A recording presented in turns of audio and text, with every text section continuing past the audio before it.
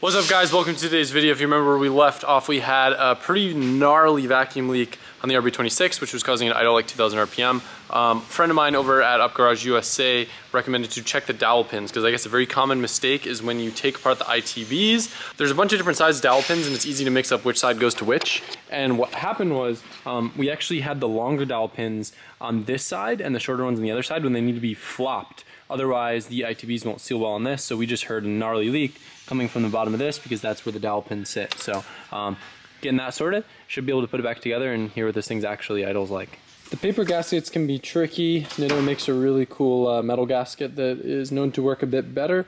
And you don't want to really reuse the paper gaskets either, and especially since we didn't have the right dowels in, they could have had like a little bit like uneven pressure on them. So we're going to replace them this time around with these, maybe even add a little dab of silicone just to make sure they seal well. Can't remember if we showed this before, but I got the ducting powder coated for the oil cooler. Looks a million times better now. Before it was polished and it just like stood out like a sore thumb, and now it looks nice and sleek. So as of right now, we're waiting on one fitting to be able to finish the water lines for the turbos, but other than that, the coolant system's complete. I got water in the radiator. Now we also have a very exciting thing that the whole exhaust is on. So for the first time, we'll get to actually hear what this thing sounds like. Maybe we should loosen the idle screw so we don't have to hold the throttle and can kind of control it like that. Yeah. I know the ITBs are loose, but we could probably get them like kind of take out the tension so they all have about the same play. Yeah. And then when we set the idle screw, I'm sure there's a proper way to do it, but for now, let's do that.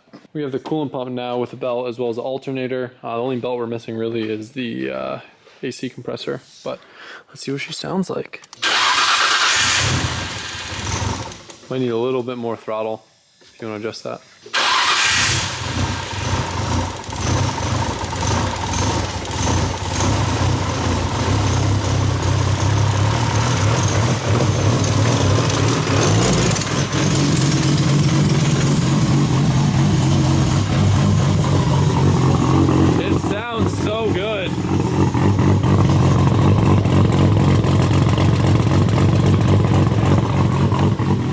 It's actually really quiet. It's not that loud. Dang, dude, this thing's got a lope. We get a cap for the EGT. Cap for the EGT? Yeah. Unfortunately, most of the chop was because the car was running super rich. It was at like 9.0, which is super, super rich and could actually wash the rings out. So I made some global changes to the fuel table, played with cranking through a little bit, and now it's idling a little bit more around like 13 or 14 for the air fuels. But still sounds rad. Just a little bit more stock sounding for sure. All right, baby. You know, idle for me? Come on. Now we might need to get a little.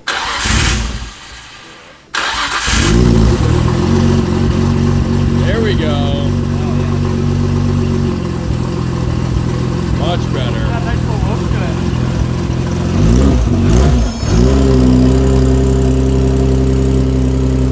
Sounds so good now.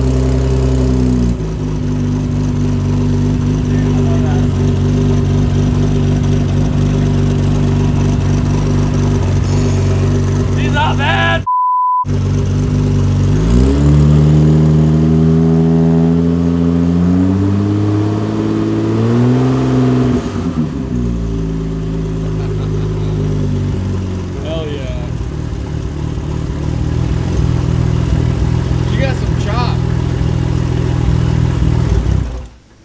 Like shaking with the lope on the yeah. That's so sick. So it's got a 272 exhaust cam, and then the HKS V cam effectively is a 264. So it's like a 264, 272. Without the V cam actuated, you could just pretend like it's just a stock 264 cam, or like not stock, but like an off-the-shelf 264 cam. The 272 on the exhaust side, but the HKS 272 cam is like pretty aggressive for a 272. Yeah. It's got a decent amount of lift. Yep. Yeah. Sick. Oh yeah. I need to interrupt this broadcast, guys. I have a special announcement to make. This camo hoodie right here and this rose hoodie right here is back in stock at 4 p.m. Eastern Standard Time. Don't miss it. And I got a sweet deal for you. This hat and any other headwear with the purchase of this hoodie or this hoodie, you can get any piece of hat for 40% off. And what makes that deal even sweeter is you'll get one piece of high chew with every order. Don't sleep, set an alarm, 4 p.m. Eastern Standard Time today. Don't miss out this time. You'll regret it. You remember the subframe bushing dilemma? These are a little bit smaller than the GTR ones. I'm just gonna end up using these ones, and it's actually better. A lot of people actually intentionally will raise the subframe closer, because when you lower the car, that also raises the subframe and kind of keeps the suspension geometry where it's happy. So I am gonna use these, and I guess Tommy ends up using S-chassis ones anyways, like two-wheel drive versus all-wheel drive, and he's never had an issue, so I think we should be good with clearance. So I'm gonna pop these in and then start building the subframe with all the new arms and stuff.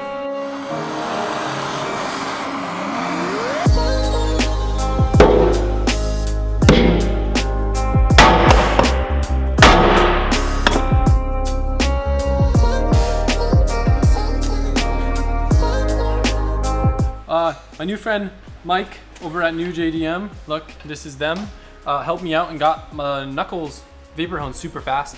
Tommy's been really busy over at his shop, and I didn't want to bug him, and Mike actually reached out to me and said if I ever need anything, and sure enough, these knuckles came out fantastic. These are Z32 knuckles, so they have a toe arm pickup point, and then he also zinced a bunch of bolts for me, which is cool. He actually let me pick the color gold that I wanted. We got it really close to what the OEM looks like, so I got all the suspension bolts, and then pretty much everything from the rear of the subframe, so it should all look new. So I'll put a link down to his site in the description if you guys need anything zinc coated. It's really nice to keep things looking nice and very fun putting together all nice new pretty parts. So I'm gonna do that, get the subframe kind of mocked up with arms and everything. I'm missing 2 eccentric bolts, but we should have enough to kind of start getting things in place and make sure it's all good.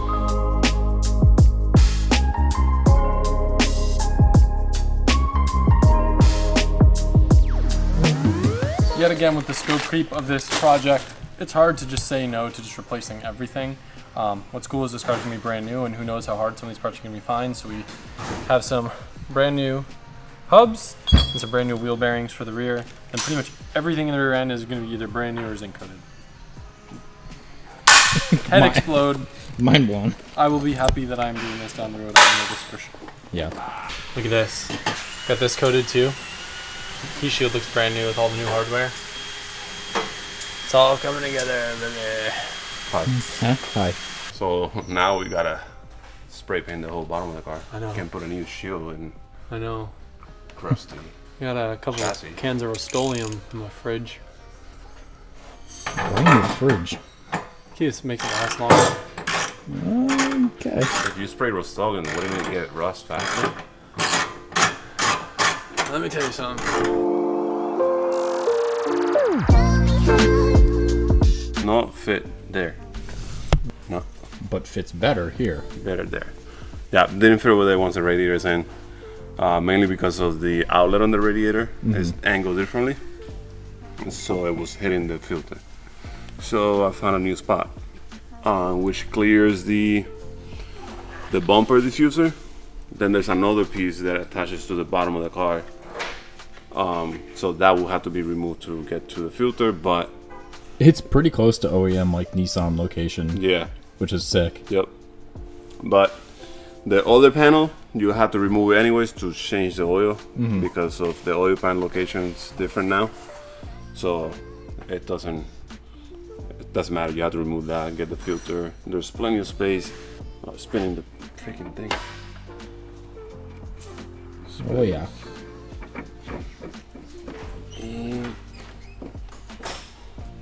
that's it. All the mess stays down here. The funny thing about it is, like, we're putting all this thought into maintenance and stuff, but this car's just gonna get hard parked. Like, it's too nice to drive, so like we'll probably never need to change oil other than just from like it being like 2 years old without being driven. I'll just leave it on the lift, yeah. I would leave it on the lift, but we It's gotta, been in we there gotta, too we, long. yeah, we gotta move soon. Oh, So that's right. and I could use the lift space. Yeah. Let's see how long you can hold straight face. Is that a game? Got all day. We got nothing to do. You remember that phone call you got to do?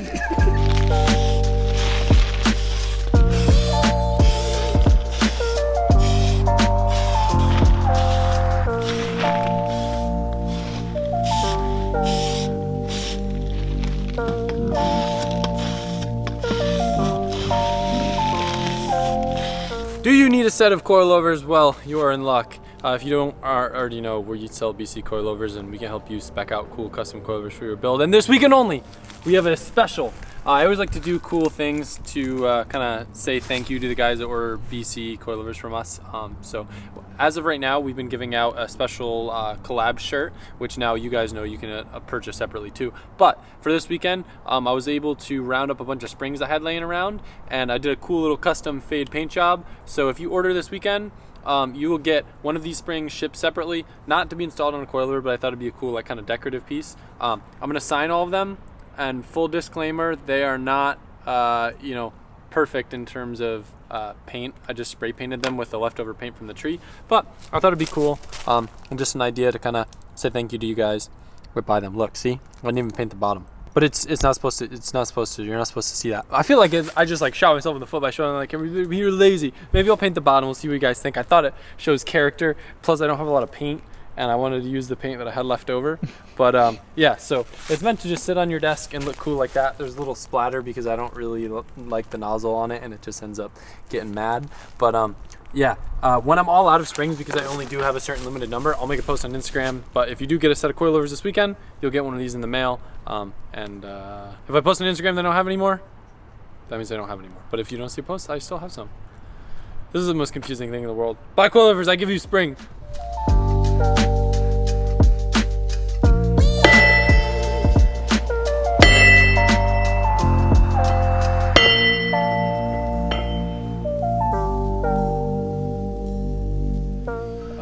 Trevor's rolling his eyes at me, but we keep talking about it. Ever since we painted the bay on this thing, it was game over. We're like, everything needs to be replaced, everything needs to be new. So instead of this piece of junk, got a new bearing. I wasn't rolling my eyes. I'm proud of you. That's sick. You think? Yeah. It feels so ridiculous, but if I'm gonna do it with any car, I feel like this is the one. Yep. The problem is now we've set the bar so high that it kind of screws ourselves for future builds. Everything is just getting so escalated on this thing. It's like as good as you could probably get it. And it just continues. But like, what do you do now? But yeah, well, the problem is now when I get all my other R34s, I have to do the same level of build, if not better. Yeah. I can't just like do half-assed R34s. You can't have like 10 R34s and have them all like that, you know? Rusty. Yeah. Gotta fix them. No crust. Endless brakes.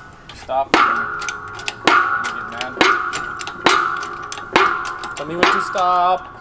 Keep going. Oh, right there. That's it. Cool. Oh, she wrote. I just feel like that's how you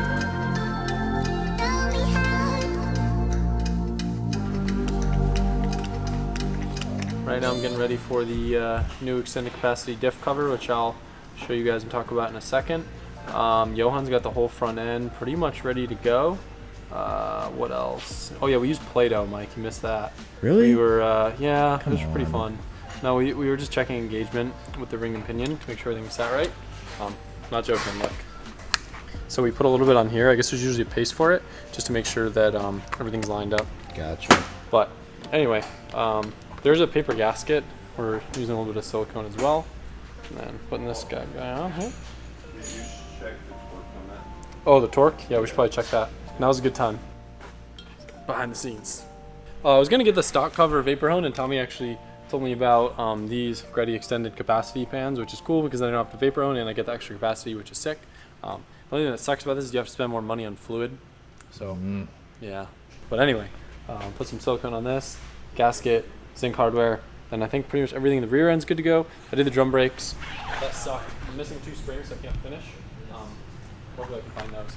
Also, kind of, did I talk about the axle issue on camera?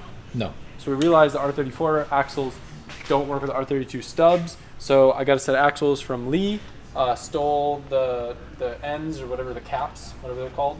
And then those will bolt up to this. So now we're good rear end wise. We're testing that. A lot of things. A lot of things.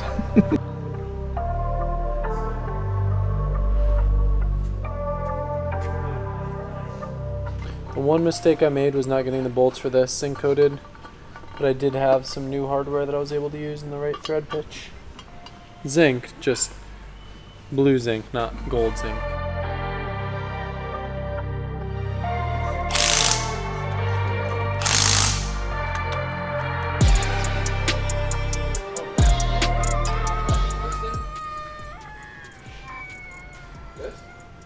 Yeah. Hey, you want to see a monkey? You want to see a monkey? god. It looks Look like at the ears. that one cartoon with the robots. Remember? A long time ago? Like, a long time ago. It was a robot cartoon movie. It looks just like that. A long time ago, John. Last time I watched Before you watched cartoons, I was like, it was 20 years ago, bro.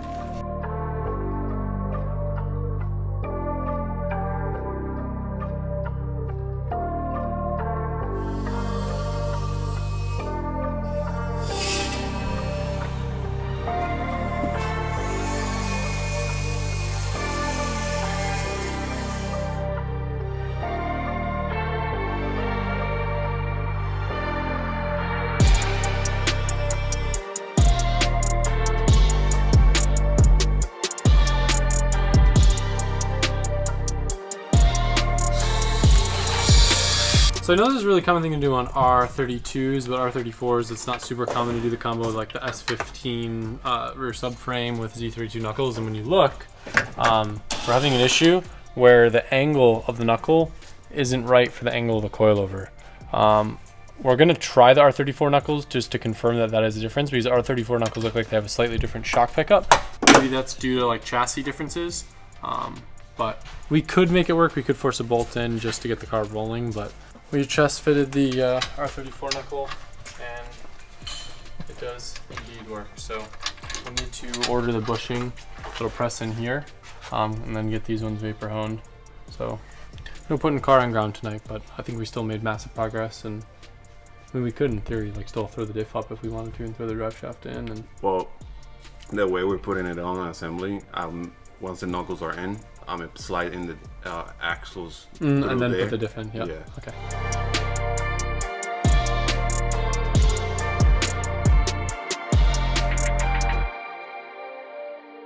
So unfortunately, it didn't start, but that kind of did give us an opportunity for us to throw together some more parts, and we're sending over to Mike over at New JDM. He's going to vapor hone the original knuckles, which we'll just have to press in non-Hicus bushings, some other various hardware that we had laying around, and I would say confidently, not just like a half-ass thrown together way like we were going to do today just to get the car rolling.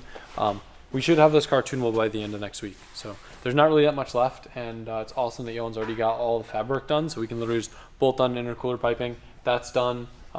Really the only thing left that I can think of that's major is just welding up the intake pipes, and just bolt checking the car. But I'm excited. I'll see you guys soon. Okay, bye. When you say